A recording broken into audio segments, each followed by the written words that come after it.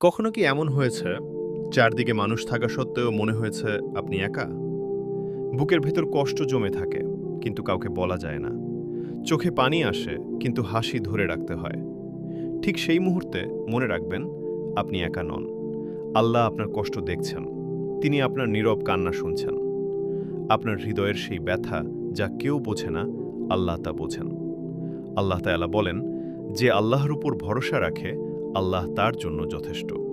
সূরা তালাক। হয়তো আজ আপনার দোয়ার জবাব আসেনি, হয়তো আজও দুঃখ শেষ হয়নি, কিন্তু বিশ্বাস রাখুন, আল্লাহ কখনো দেরি করেন না।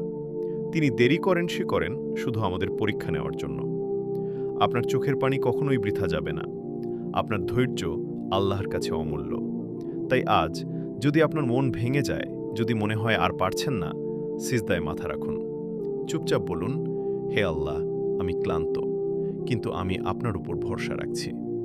ইনশাআল্লাহ, খুব শিগগিরই আল্লাহ আপনার জীবনে এমন আলো পাঠাবেন যা আপনার সব অন্ধকার দূর করে দিবে।